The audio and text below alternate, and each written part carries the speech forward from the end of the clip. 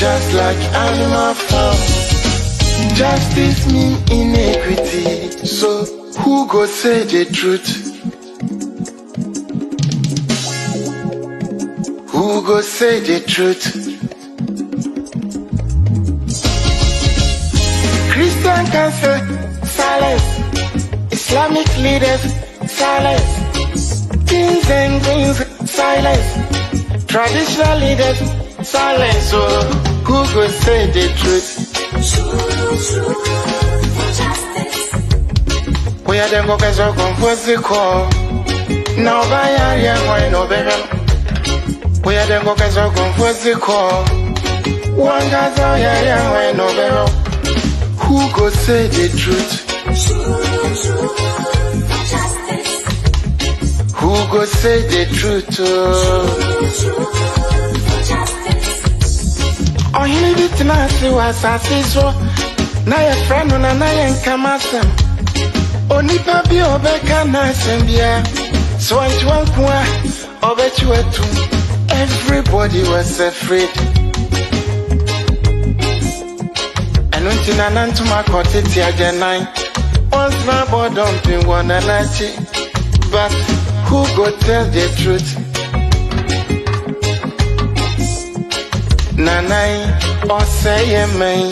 Nanso bien person beka wasam because everybody is afraid. Anya safwe muayini. Akuku drofo nyina dalima. And who go say the truth? Obiaja konson so to grow your mansa to me be a kakobrafo. Efo anyina ye. Efo when you know yet. Na so kutrata down na so be dia back or why no keke. I fene for be man mo pia for efo ne cross on my mo. Hanya safwe mo ayini. Akuku drofo nyina dalima. And who go say the truth?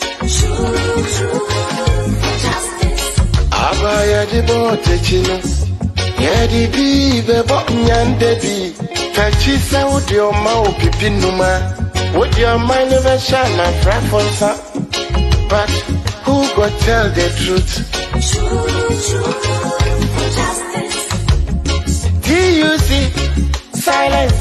Even journalists silence. Oh, then who go say the truth? Right is right.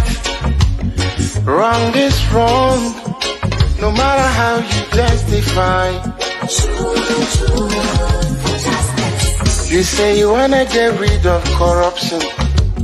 Someone want to help you, now the person become your target. Jobless, no they mean senseless.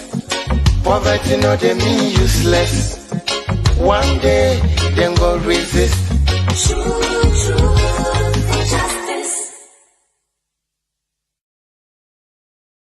Hello, a very good evening to you all, and thanks for joining us on MyView Show live on today's Ghana News TV. My name is Jerome Pan, your usual host, and gladly we are coming to you live on Switch, by satellite, and on all our social media platforms on Facebook, Instagram, YouTube, LinkedIn, and all on the name Today Ghana News TV. We are equally and happily live on Hine FM 98.7, the Bright of the Eastern, and on King's Radio in Accra. King's Radio can be located or can be found on TuneIn or myradio.com. You can equally follow us on Twitter and TikTok, as well as podcasts on Anchor FM. Our feed is equally carried on Sakina Information Center in Tatale and Jaframa TV in Rawra in the Oti region. It's always a pleasure to come your way on a wonderful week, the beginning of the week, and a very beautiful and a quiet evening, Monday evening, to have your views and my view on pertinent issues pertaining to Ghana. This evening, we want to look at the conflict in Boko. The conflict in Boko has been there. It touches my heart because My umbilical cord is found in Boko, and I have Boko all over me from the very first day I was born to the end of my life by the presence and blessings of Jehovah. So I'm so much attached to Boko, and I think that we want to look at the issues concerning the conflict in Boko. We know government pays at least 10 million Ghana cedis monthly, and we want to find out, how is that money spent? Why is the conflict escalating? And can we find a solution to it? I will share my view, and we have an expert who will share his view and your view as well. So stay tuned. When I come back, I would introduce my guest for this evening's show.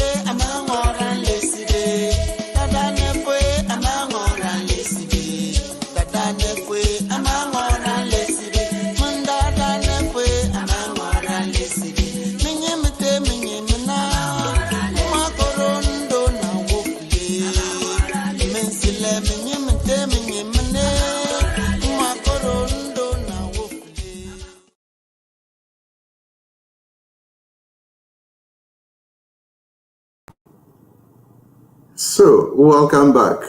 We want to find out what are the issues concerning the conflict in Boko. And I'm very privileged that this evening we have a security expert who wants to share his views on the happenings in Boko. He's not a new face. He's been on our shows a number of times, always sharing pertinent issues and giving guidelines. It's my privilege to welcome Mr. Richard Kumadoe, who is a security expert, or let me say a security consultant, to our program this evening so that we can look at the conflict in Boko and matters arising. All right, very good evening to you, and then welcome to the program. Thank you. Wonderful. We are happy to have you, especially when it comes to a serious issue like the conflict in Boko. The Boko conflict has been a source of concern, I'm sure, for very many people. For those who know where Boko is or who know the township, when you get back to Boko, it's a pale shadow of itself. Even as far as in 2001 till now, Boko has never been stable. What could be the motivation, and why is this conflict seemingly forever and we are not finding a solution to it? Okay, so if you remember the history of Boko, it used to be the case that the pendulum can be switched, and once you switch the pendulum, that determines whether you will enjoy relatively calm and peace for a period of time. And when the pendulum is re-switched, or the coin is tossed and the die is cast, depending on who holds it, then you are likely to find some level of instability. And to the extent that the Boko conflict has been linked to politics as usual, then you are likely to have some politicians taking advantage of the conflict in Boko. And that has always been the basis, besides the fact that it's a chieftaincy issue and it's a traditional issue, and we need to find traditional ways of resolving it. But to the extent that it's based on who is swinging the pendulum and who is tossing the coin and who holds the coins and who swings the pendulum, coupled with politics, I don't think the way we are going, we're going to find a solution to the Boko conflict anytime soon. Wow. In fact, that now even reminds me of a major issue. A few months ago, there was this publication where we got to know that the government spends at least 10 million Ghana cedis monthly on the Boko conflict. And yet there is no solution in sight. Could that be a motivation on the part of the people who are in charge of our security? Now, there are people, we call them conflict entrepreneurs. And if it is true they spend such money, the question you are asking is, who is awarding the contract and who are the receivers of this contract? What is the money being used for? And where is the money being used? Is it in Boko or is it in Accra? Is profit being made out of this money? Even if it is 1 Ghana cedis. And when profit is made, who benefits from the profit? So these are all pertinent questions to ask. And if Ghana is your father's business and you are spending so much money on a particular product or in developing a particular product and you are not getting results, then reasonably, from best practice and from corporate governance standpoint, you want to review the methodology and you want to also look at the approach again. But to the extent that we are not doing that, then presupposes that some people are benefiting from the conflict, and that is the main reason why they wouldn't want it to come to a close. So do we see a solution in sight anytime soon? If you consider the triggers of the recent crashes, I think there has been some levels of negligence and complacency, and until you hold people accountable and people are held responsible for their actions and inactions, which is leading to the death of people, we are not going to see any closure to this Boko conflict. And I know that Ghana has so many chieftaincy issues where in particular communities or towns, people might have just more than one chief, but they don't take arms and kill themselves. The question we are asking is, why is nobody being prosecuted for the killing? And why is nobody being held accountable for the number of guns into the Boko community and the sophisticated nature of these guns? Who is buying these guns for who? And where are they getting the monies from? It means that people have additional interest in the Boko conflict. And to the extent that we are not able to, take away some of these conflicts, some of these individuals with competing interests far away from Boko, they will keep on, muddy the waters, and their personal interests will overshadow what is supposed to be done to bring the conflict to an end. But you said something that there was a security lapse that resulted in the killings right now. What possibly security lapses could have occurred? Yeah, there's a particular person or a group of persons that they know that the recent trigger happened predominantly around them. We were told that this person entered the town of Boko, and the question we are asking is, where were the security people? Which car did he come with? When they realized that he was in town, didn't they know that there's going to be a gunshot and a trigger? What did they do about it? And where were they when the gunshots were being fired? Who has been arrested? So it's either we are part on the side of the civilians or we are part on the side of those who want blood. And to the extent that you have law enforcement officers at this particular place, and these guys are not just law enforcement officers, but these are well-trained, well-experienced people. And you ask yourself, why are they not able to counter these killings and stop the bloodshed? It goes beyond that, because in security intelligence, security failure might not necessarily be an intelligence failure. And we can be sure that the intelligence might have been provided, but what were the security people? Are they accomplished of what is happening, or they turn a blind eye? Those are the questions people who care about what is happening in Boko needed to be asking for questions, and I'll make sure that they get the results they are asking for. That one is really very true, because it's like there has been a smooth build-up to the conflict as we see in this year in particular, because immediately at a point in time, they switched the regional ministers. That of the Upper West regional minister was moved to Upper East, and then the Upper East moved to Upper West.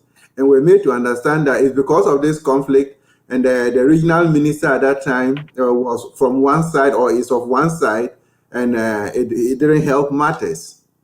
Now they have moved him out and they brought a neutral person. We're expecting that this thing would have calmed down. But the mind-boggling question that comes up is this: how did this person, who is not supposed to be in Boko, got into Boko at the time that the president, His Excellency Nana Akufo-Addo, and the Minister of Chieftaincy Affairs were in the Upper East at that time? if there are any security lapses, even the national security that guarantees the safety of our president were present in the region. So, I don't know. It is getting difficult. But we do not want to think that it is one of the things that occurred during the conflict that occurred leading to the death of the Yana. We might not be thinking that it's a similar one that we are going to experience in Boko. Do you have the same view? No, I think the competing interest is high. The political interest is high. And if you remember the case of Yana was in Yendi soon after the unfortunate incident happened. If you look at where the BNI office was, because I work in the BNI for a number of years, and if you look at where the palace is, and if you look at where the police station is, what happened shouldn't have happened. And so there are questions that needed to be asked. And if you look at the nature of the road and the various entries that comes to the palace, what happened shouldn't have happened. I don't know the final interest of the people behind the conflict in Boko, but to the extent that you have so many people being gunned down and there's blood all over the place, I think we would need to tread cautiously, unless certain people have additional interest to what we know already that will lead to what happened to our uncle in Yendi, where the Yana was killed. Is it now prudent to say that there are some people who are actually benefiting seriously and significantly from this conflict? Now, anytime you see politicians not acting on a particular issue, they are benefiting from it. In Ghana, it's the politicians that set up the best businesses. When it's funeral and they kill a cow, it's the politicians that get the best portion of the meat. It's the politicians that are marrying the beautiful women and the handsome men. It's the politician who decide who become a chief and who doesn't become a chief. When there's government land, it's the politician that steals the land. So these are people who do not know what is democracy, who do not know what is governance, but they come into politics with one aim, is to plunder and to divide and create hatred. And it benefits them. Other than that, there's no reason why we are aware that it is the duty and the responsibility of the state to ensure public safety guarantees are achieved and to ensure national sovereignty guidelines are achieved, and to also to ensure that security breaches are dealt with, and people who misbehave and cross the line, they are brought before rules.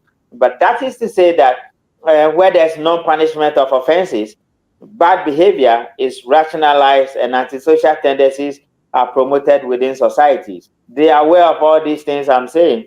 So you ask yourself, why are they not doing something about it? And they seem as if they are undermined. It's because they are benefiting.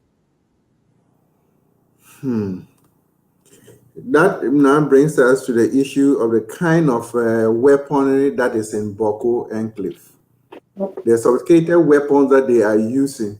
I just read somewhere a military man saying that for his 15 years of active service in the Ghana Armed Forces, there are certain guns that he has not even set his eyes on, but they are being used in Boko.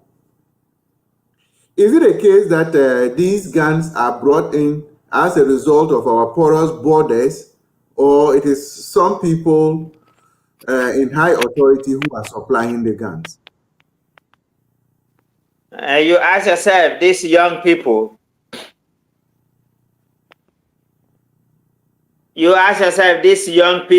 where did they get the money to buy these guns? Yeah, they don't have the money to purchase those sophisticated guns. Yeah, it means that somebody is supplying the guns. Who are these people? Where are they smuggling the guns from? And what is the aim of giving the guns to these young people and ask them to be slaughtered on the butcher's, plate? Yeah, so it means that you don't need a soothsayer prophet to tell you that the guns are coming from somewhere. And certain people are the one purchasing the guns and supplying it to these young people at Boko.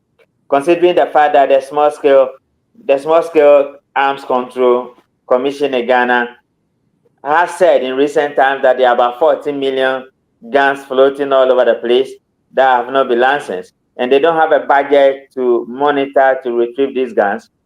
It means that gun purchase in Ghana can be very common at the black market, and I suspect people are shipping in these guns and taking it to Boko to foster or to entrench their positions and make sure their interest is protected.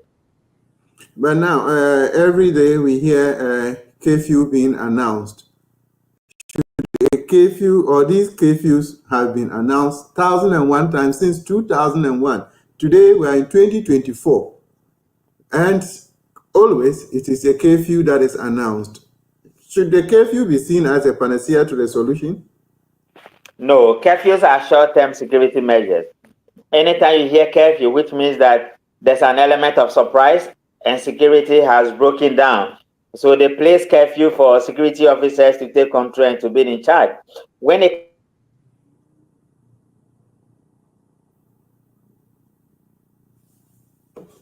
Wow, my producer will have to check. comes to crime commission and crime prevention,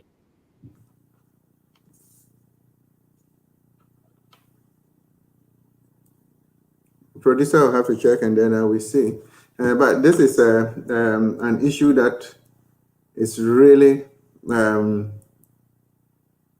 very emotional. If you have any connection with Boko and you look at lives, the number of lives and the kind of lives that are being lost day in and day out, it is very scary. Conflict in any form should not be entertained. It is not the best. We must work hard. But anytime the police officers have become lackadaisical and they're hiding, the criminals dominate the public space. So that is what we are seeing. And to the extent that the police wouldn't arrest anybody, then these criminals will continue to dominate the public space. One way of dealing with them is to get people arrested and publicly prosecute them. And it serves as a deterrent to some other people. Other than that, we are praising them instead of putting them behind bars. And that is why you have people benefiting from the conflict, knowing that politics will always come to their rescue. But now the question that we want to ask is, with all these security services and everything in play, law enforcement and the rest, why can't they prevent these civilian casualties? Yeah, it means that the approach they are using is wrong and the methodology has to be reviewed. These are professionals who know what to do. Somebody might be saying, don't do it, or somebody might be giving a contrary instruction that is not helping their cause. You think if this conflict were to be happening in Accra, near Osu Castle, it wouldn't have been resolved by now? Yes, because everybody's eyes on the capital. So that thing that the levels of negligence and compromise we are seeing needed to be investigated by the international community, where reports will be generated and published worldwide. And to that extent, the government of the day will want to sit up. Other than that, we are conniving and condoning negativity and criminal activities. And it might expand just beyond Boko. If you remember Operation Gong, it traveled to the Volta region, came down to almost every part of this country because we are one people. We live among ourselves. And if the two people fighting, the two sides fighting in Boko, happen to spread the conflict across many parts of this country, then nowhere becomes safer for anybody, and safety could be breached at any time. No. If we want to look at it with our security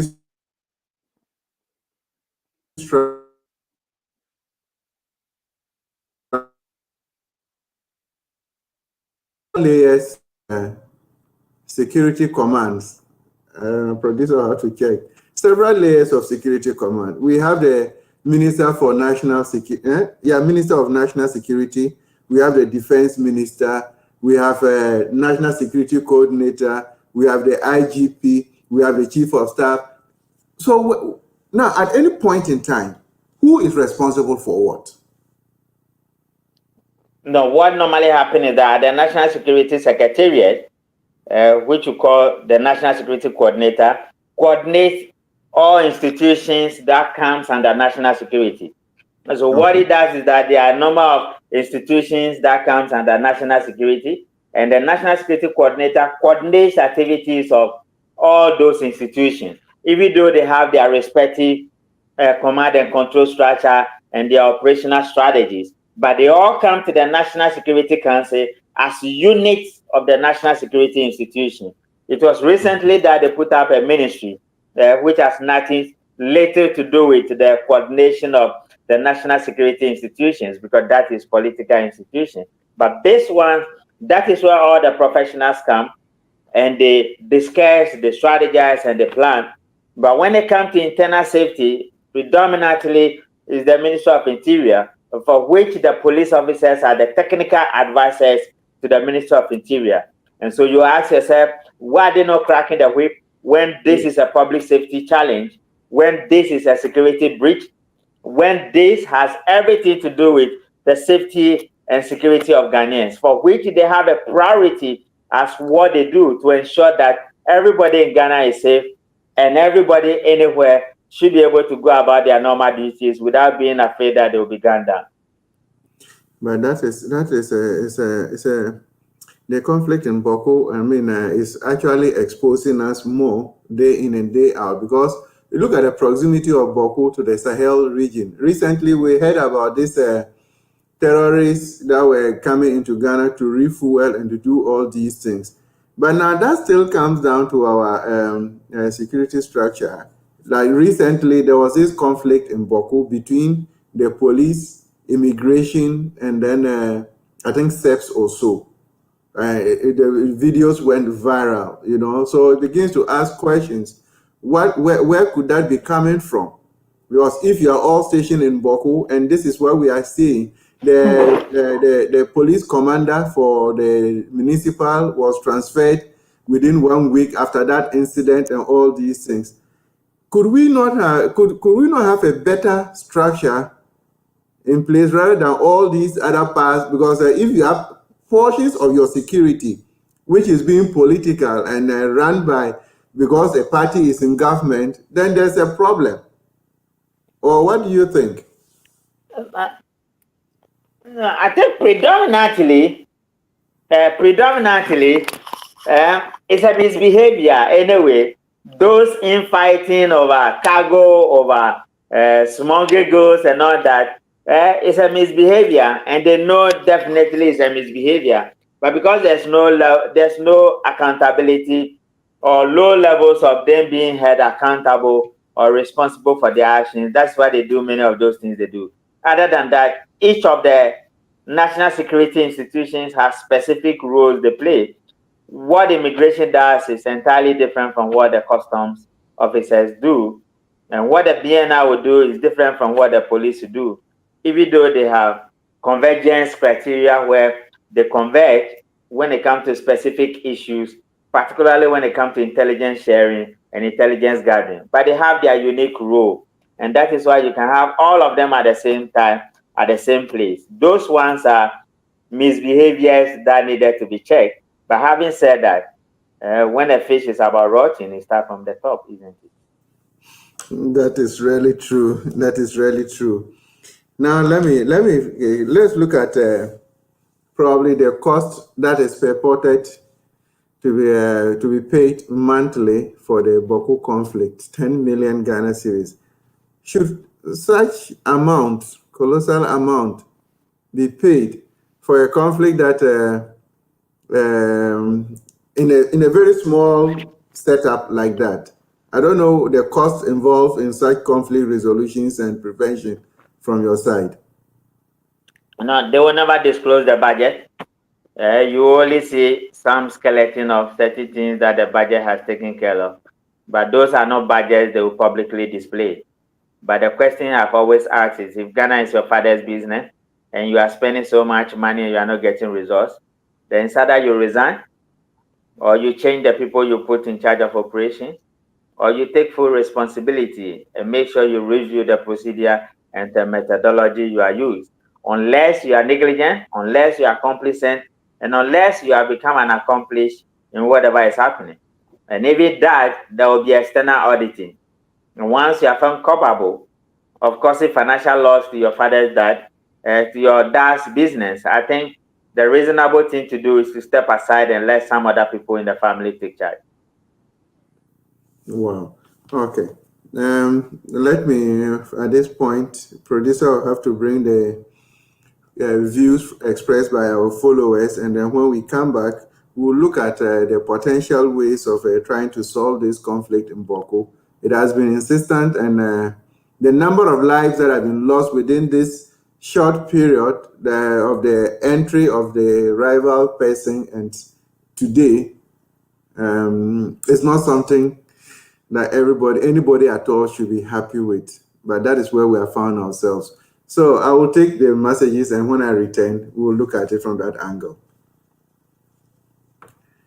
So this has been my view coming to you live on today's Ghana News TV, and we are looking at the conflict in Boko, the amount of money being spent there. Should that really be the case? So much money is being expended on Boko, and yet we are not seeing the solution in sight. What are the issues? A very good evening to you, Koku Yavu. He says, good evening, watching from Suhum in the Eastern region. God bless you for this inspired show. We are grateful that you are part of it. From Jaframa TV, greetings from Rara in the OT region. War in any form is very bad. You are live on our platforms. Thanks for the collaboration. We are very grateful that you are part of us. And NDC Diaspora Union, how do we stop those conflicts, entrepreneurs from benefiting from this senseless war? Watching from Amsterdam, Holland. That's true. We'll find out how we are going to stop these people and then find a solution to what we are having now. As Asampahini says, watching and listening from Achim Himan, very educative program. We are grateful, Abuache. Mervis says, what Mr. Richard is saying is the truth. A lot of politicians are benefiting from the blood and loss of lives. Greetings from Lisbon, Portugal. We are grateful, Mervis. Frimpong says, Doug, also remember that the conflict zone is very close to the Sahel, where Islamic terrorists are very active. Yeah, that is very true. And recently we got to know that there have been speculations that they were even refueling and treating themselves in Ghana as a result of some issues in Burkina Faso thereabout. That is a risk. Yeah, Nyame says, this is very bad indeed. Watching from Nkonta in the Oti region, Nkonta is still under curfew. Curfew, conflict in any form is not good for our development, but we need a lot of patience. We shall overcome.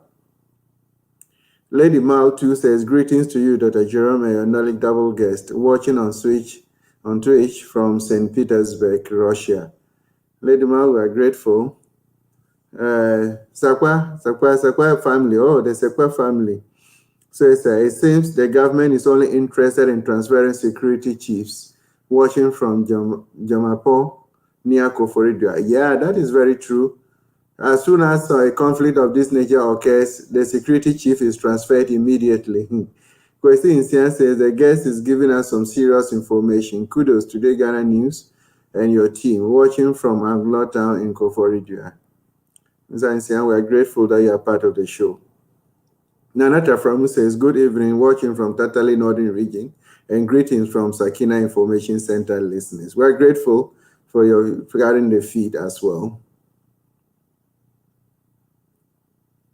Bob Kempim says, wonderful show, watching from Paris in France. So far, so good. This is where we are. We are looking at the conflict in Boko and matters arising or issues arising.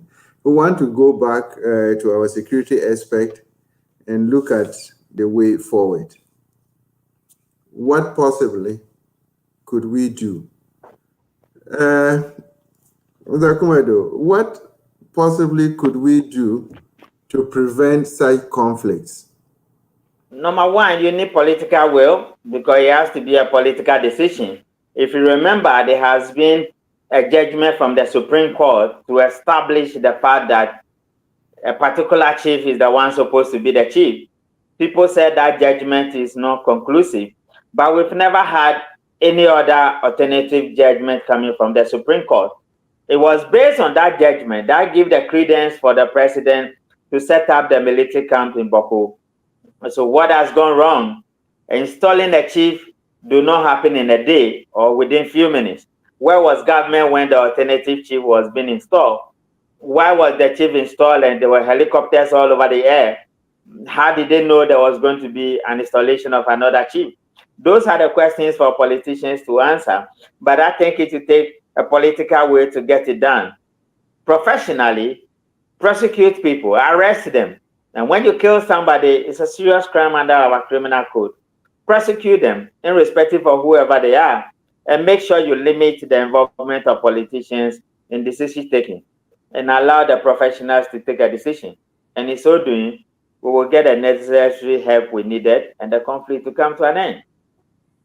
Wow. So that is the political will is just one aspect of it. Is there a way institutions like Commission for Culture and whatever it is? They have no power. What Black people do, what Africans do, which I am an African, the proud one, and I have problem with it, is that when we have problems, we leave the problems and go to school, thinking that when we come back from school, the problems will vanish. It's either we go to school or we set up institutions, additional ones, and create conflict of interest. It has been part of our development strategy, which has led to underdevelopment across many parts of Africa. And so that is what it is. Ask yourself, what has been the effectiveness of the Council of State? What has been the effectiveness of the Peace Council? I thought Boko is in conflict and it falls under peace. What has been the effectiveness of the Ministry of Chieftaincy? I heard a chieftaincy minister speaking recently. The question you ask yourself is that when did he become a minister for chieftaincy affairs? Boko conflict and the killings and the murder and the bloodshed, did it start yesterday? They do not have power and they don't have, the mandate to deal with what we are talking about. Should they ask for peace and peace is not restored? What are the legal regimes and the mandates that set up some of these institutions? And what privileges do they have? They don't. What you have is the Ghana Armed Forces, the commander-in-chief of the Ghana Armed Forces that controls the Ghana Armed Forces and the police predominantly. The first respondents will have to take an instruction that is not a political one.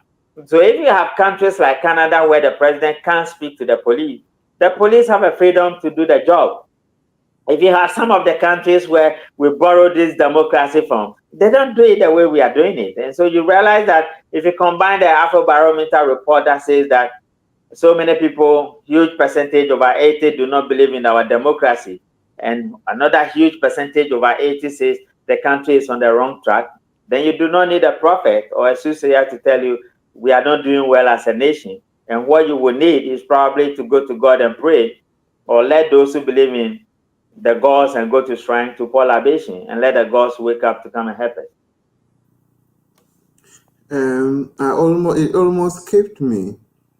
It seems as a result of this Boko conflict, there was a warrant that was released some time ago. And what has become of that warrant, if you have any knowledge of it? I have no knowledge, and I don't know the outcome of that warrant. Who are they supposed to arrest in the first place? They know the people who are the threat actors in Boko. Why are they not being arrested? You shot somebody and killed the person. That is a crime. And there are ways of dealing with criminals. So why are you pampering them and giving them porridge and breakfast and togbe and many of those things? When you know these guys have crossed the line and they need to be brought back and say, hey, come on, you've done the wrong thing. But once you do that, you are rationalizing bad behavior. The next thing you see is that there will be antisocial behavior all over the place within the law enforcement agencies themselves and within society. And these tactics do not develop in a society It doesn't develop in the country. And I think it is time for all of us as a nation to ask ourselves the pertinent questions and say, why are we not doing right? Don't we have conscience? Don't we see what is happening? Today, water and sewage people have run away from Boko, and Boko people are living without water. The calls have been shut down. People who are not from Boko, teachers, they are all leaving the country. They are leaving Boko area there. What are we not seeing? We are seeing all these ones. Now, when you place curfew for a very long time, that in itself becomes a disadvantage to the people, and it may lead to insecurity at the place. We know all these things. These are basics. These are security intelligence 101. These are basics. And we know what to do. Where are we not doing it? Do we believe in the bloodshed, or we are benefiting from the bloodshed? Those are the questions that gods have to be awakened to judge for us. The gods will do. We pray that the gods will be able to answer these questions for us. Honestly, you had even gotten to a point that I wanted to ask. So far, there has not been any arrest. From records in the public domain, there hasn't been any arrest. And no prosecution. Nothing. It's mind-boggling. Are we saying that with the national security people on the ground, they have no knowledge as to whoever a culprit? Not even the national security. We have a problem when you have operation people running around scattered national security. National security is like the Pentagon. And in Pentagon, that is where you need brains. That is where the brain work is done. You have BNI officers at Boko, and their duty is to provide intelligence, and they have been providing it. You have frontline first responders, which is different from the main police. They are all present in Boko. And these guys are guys who have been trained across the whole group, and their services are needed by the international community. You have soldiers who have been trained across the whole group, and their services are valued by the international community. And you place them at Boko. No, something is not right.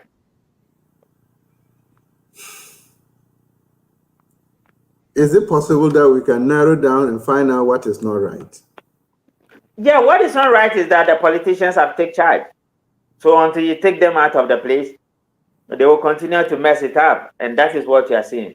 These are the highest levels of political mess up. I don't know what else to add. I don't know.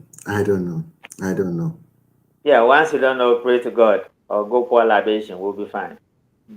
Will libation help us? Will the gods help us find a solution? Exactly. We are Africans. No, we are Africans. And once our back is against the wall, you go to God, you go to church and pray. And those who believe in shrine, go to shrine and pour libation and evoke the gods, that the gods must judge for us. Because what we are going, even some of the gods don't like blood. God himself don't like blood. You share blood, you are murder. And we are fostering it because of political expediency. So something must happen. And that is the only thing that can save us from our woes and from the degradations and indignations we face as Black people and as Africans living in Africa. It's horrible.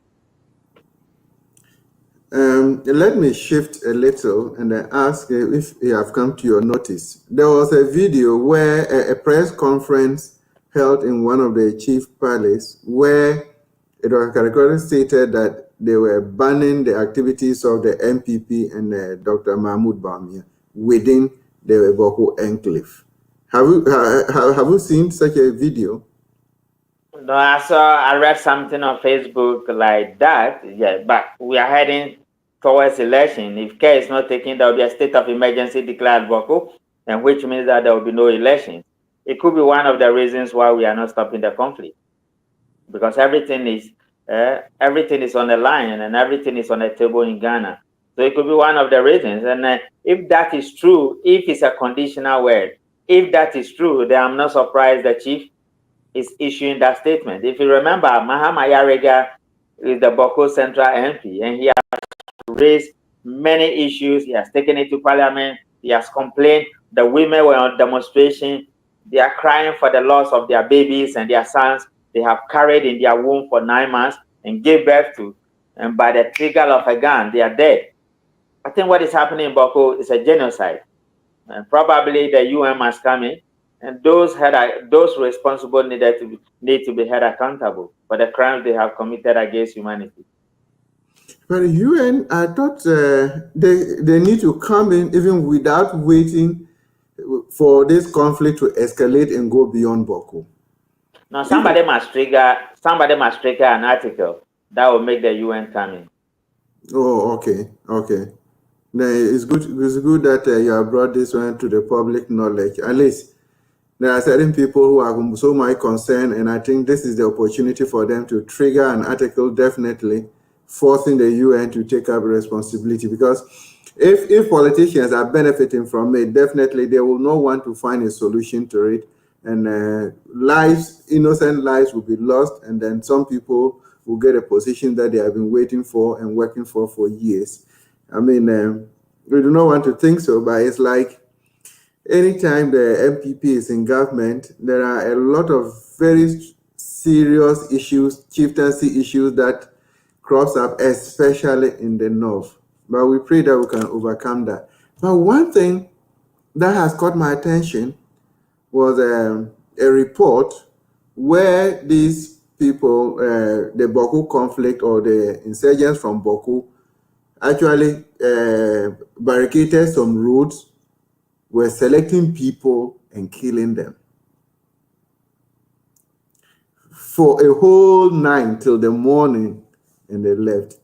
And the whole country, the police, I mean, from Kumasi to Boko or Kumasi to Bolga, you have more than 10 police checkpoints. From Kumasi to that place alone, you have more than 10 police checkpoints.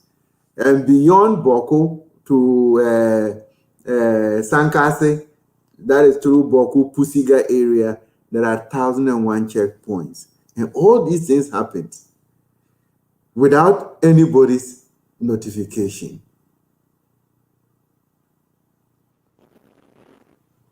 What? No, I don't think there are 10 police stops. There are a lot of them, even from Tamale to Boga. Before you proceed to Boko, there are a lot of if you remember, the guy who speaks for president by then was telling the whole country everything was all right, and was assuring Ghanaians that everything was all right when there was a serious fight going on, and there was a serious conflict, and that led to the unfortunate situation. So I'm not surprised at all. What is important is that as a people, you have to do what is right, particularly when you have power to act precisely and let conscience and your conscience judge you. Other than that, whatever you sow, you will harvest it. Yeah, definitely. Because it cannot just go, it cannot go unpunished. You will definitely get into it, and then you pay for it yourself. The gods will definitely have to help us. Mr. Richard, let's look at it naturally. What are some of the issues that often lead to this chieftaincy crisis? No, prehistorically, we were governed by chiefs. So when democracy came, that particular transaction was not documented. And lack of documentation is one of the reasons why we are where we are. Even those ones that were documented, greedy people came in and scattered everything. And in the olden days, they lived by trust. Your word is my bond because I trust you. Today, there are a lot of integrity issues in the system, and you are not supposed to trust anybody. So everything has to be written down. Within blood families, within clans and everything, it has to be written down. One of the difficulties we are also having is that people know they are not supposed to be chiefs, but they hide behind politics, and politicians bring them in and make them chiefs. Then Africans develop this crazy idea of something they call development chief.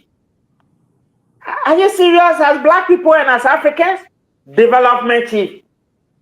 Is the development of Africa in any community based on somebody become a chief?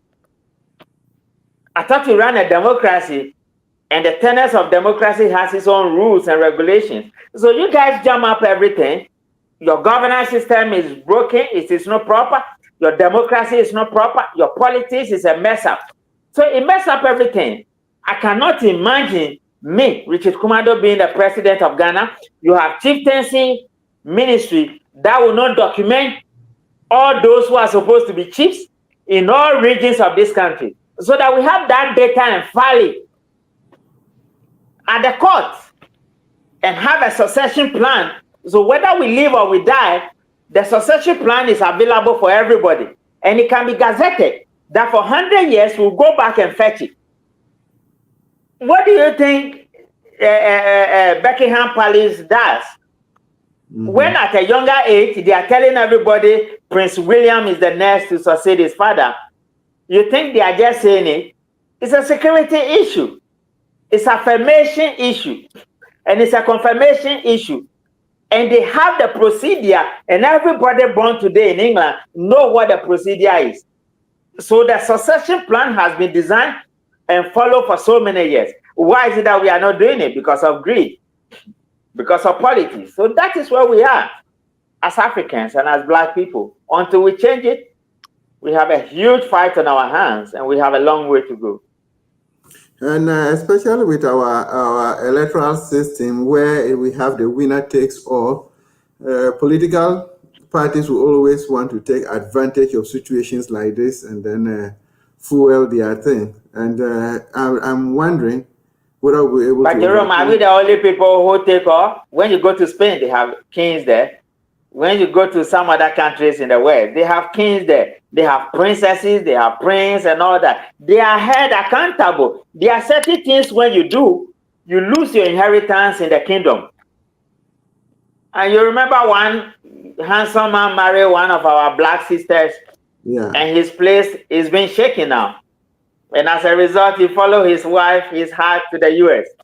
And so all those things are there. I thought we have people with PhDs and masters and first degrees all over the world. So why are we not using it? Or are we saying that we have PhDs on empty vessels, and when it comes to reasoning and thinking, we don't have the power to think straight? No. It's just like the slave trade, where we never take responsibility for anything, and we keep on blaming everybody for everything, when we ourselves are the contributors and we have facilitated many of these troubles we are suffering. Today, when you go to all places in Ghana, you have all manner of persons say they are chiefs, when in natural fact they have nothing to do with chieftaincy. Now, is our chieftaincy institution still relevant? For where? For where? What did they do? No, what did they do? I think you guys, you like wasting time and spending money. What did they do? What are the key performance indicators you set for them? You have a ministry that in almost every community, every small town, you have chieftaincy problem. You are not able to resolve it. The way the Avers resolve their chieftaincy problem is different from the way the Gandangmes does it. It's different from the way the Hunters does it. It's different from the way the Wala and the Dagatis and the Dagobers does it. Don't we know this history? The way they even install their chiefs and their traditions. We know it. So why are we pretending as if we don't know? I think we are being greedy and wickedness to the highest level. I believe whether the gods or God himself will bring judgment before we all leave this earth and go to wherever we have to go to. No, definitely there will be judgment, because the amount of blood that is going onto the earth is a very serious, let me say, point that God will not take kindly to at all. And I won't be surprised. I won't be surprised that if this continues, we are going to face certain consequences that we wouldn't even understand and we wouldn't know where it's coming from. But it's as a result of our own negligence. Now, let's look at this issue of from your security point of view. We know that there is a huge amount of weaponry that are within the hands of ordinary people on the streets in Ghana, especially in the Boko enclave. What are the possible ways that this weaponry can be retrieved? The Small Scale Arms Commission have no money. They have no power. They have no capacity to do monitoring. There are people who are into legitimate business of importing arms into this country. I think the due diligence will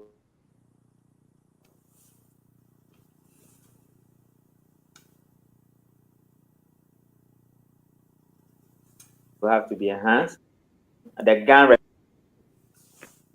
the points of who brings in a gun, who doesn't bring in a gun, will have to be reviewed. Until we are able to do that, we are going to have guns in the hands of all these persons who do not need it at all. No background checks on them. Nobody know who they are, and they all hold guns. So that's the difficulty you face. And until that is done, you will continue to have some of these sophisticated weapons in the hands of criminals. Before I let you go, let's go back to the Boko and looking at the implication for the 2024 elections. In the event, state of emergency. Yes, in the event of a state of emergency, I mean, what are the implications? What does it bring? No, it's simple. It's simple. There will not be any election in Boko unless we are able to bring calm and peace and security. Other than that, the likelihood that they will declare state of emergency in Boko is high. Electoral Commission wouldn't want to send people in there. And so that is going to happen. If people from Boko feel pissed off and aggrieved, then they may take that anger onto other parts of the country and distract the national election. So that is one thing they have to be watching clearly on the drawing board. Other than that, Boko will not have election, the rest of us will have election.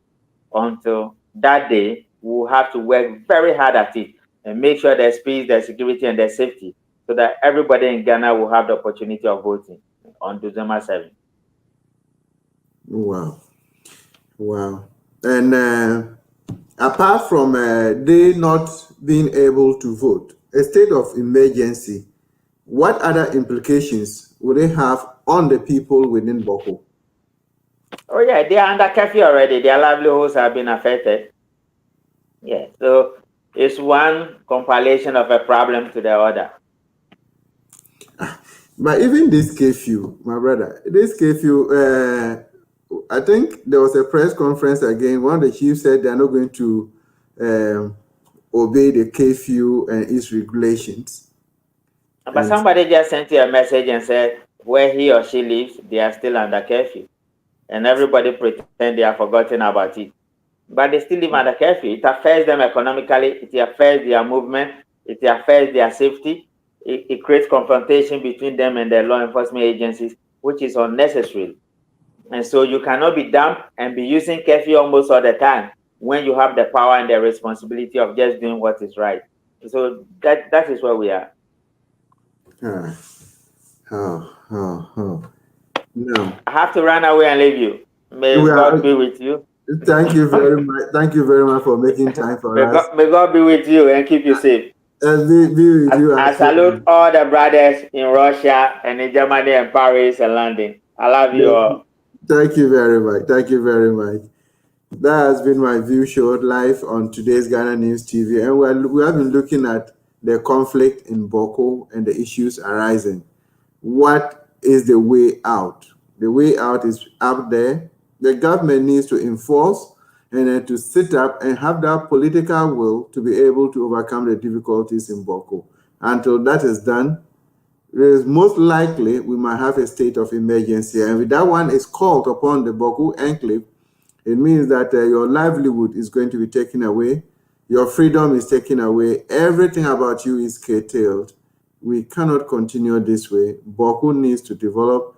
Boko is a hub, a trading hub in the northern part of Ghana, that is even linking us to Togo and then all that. Boko needs to be alive. Until we come your way again next week on another edition of MyView Show, this is Jerome Kwan, your host, saying good night and take good care of yourselves. Bye-bye till then. The country where I come from, the truth is irony. Just like animal farm, justice mean inequity. So who go say the truth? Who go say the truth? Christian can say silence. Islamic leaders silence. Kings and